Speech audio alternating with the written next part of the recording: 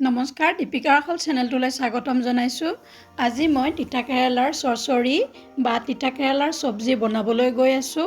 আপোনালোকে চাগে কথাটো শুনি আচৰিত হৈছে, তিতা কেৰেলাৰ চৰচৰি হয়। প্ৰথমতে ময়ো আচৰিত হৈছিলোঁ, কিন্তু মোক এজনী আইতাই কৈছিলে যে এনেকৈ তিতা কেৰেলা বনাই খাবিচোন, খুব সোৱাদ হয়।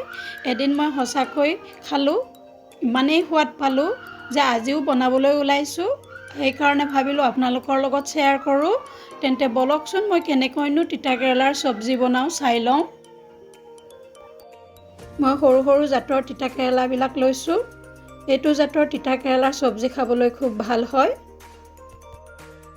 লগতে মই ডাঙৰ চাইজৰ আলু এটা পিঁয়াজ, জলকীয়া 3টা, আদা আৰু নহৰু লৈছোঁ।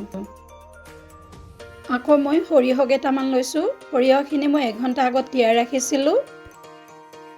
যিহেতু মই তিতা কেৰেলাখিনি ভালকৈ ধুই থৈ দিছোঁ, এতিয়া মই তিতা কেৰেলাখিনি দুফাল দুফালকৈ কাটিম। সৰু জাতৰ তিতা কেৰেলাত মাজে মাজে পোক পোৱা যায়, গতিকে এইখিনি ভালকৈ চাই লৈ মই কাটিম।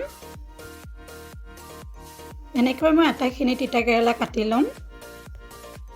তিতা কেৰেলাখিনি মোৰ কাটি হৈ গ'ল। এতিয়া মই আদা, নহৰু আৰু সৰিয়হখিনিৰ সুন্দৰ এটা পেষ্ট বনাই ল'ম।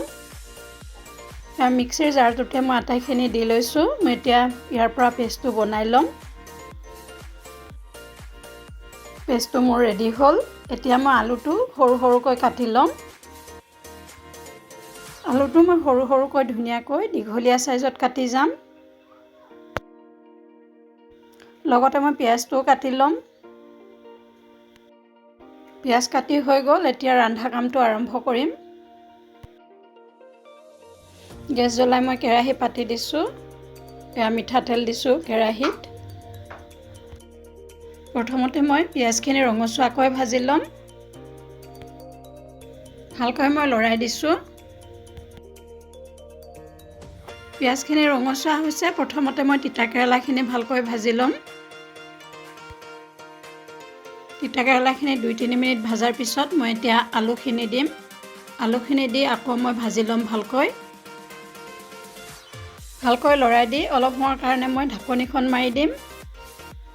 এয়া মই ঢাকনি দিছোঁ। প্ৰায় 1-2 মিনিট পিছত মই ঢাকনিখন গুচাই ভালকৈ লৰাই দিছোঁ। ইয়াত বৰ্তমান মই একোৱে দিয়া নাই।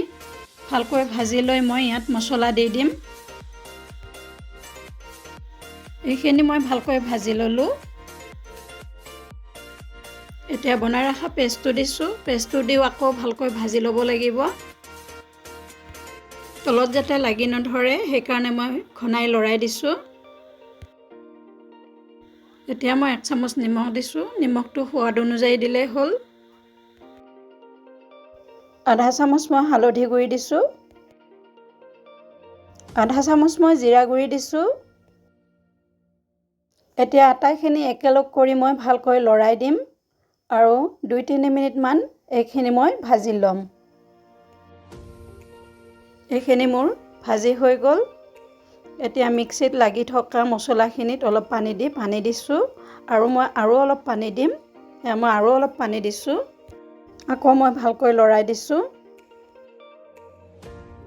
ভালকৈ সিজিবলৈ মই 4-5 মিনিটৰ কাৰণে ঢাকনিখন দি ৰাখিম। 4-5 মিনিট পিছত মই ঢাকনিখন গুচাই চাইছোঁ গ্ৰেভি হৈছে নে নাই। তিতা কেৰেলা আৰু আলু সিজিছে। মই আৰু অলপ গ্ৰেভি বনাম। সেইকাৰণে একেবাৰে লো ফ্লেমত ৰাখি অলপ দেৰি মই পানীটো শুহিবলৈ দিম। মই লৰাই দি চাইছোঁ পানীটো শুহ গৈছে। এইখিনি গ্ৰেভি আমাক লাগিবই, গতিকে মই এতিয়া গেছৰ ফ্লেমটো অফ কৰি দিম। তাৰপিছত আপোনালোকক ছাৰ্ভ কৰি দেখুৱাই দিম। এয়া মই গেছৰ ফ্লেম অফ কৰি দিছোঁ। এই ডিছখনতে মই আপোনালোকক ছাৰ্ভ কৰি দেখুৱাই আছোঁ। ভিডিঅ'টো যদিহে চাই ভাল পাইছে নিশ্চয় এটা লাইক কৰি দিব আৰু নতুন নতুন ভিডিঅ' পাই থাকিবলৈ চেনেলটো ছাবস্ক্ৰাইব কৰি থ'ব।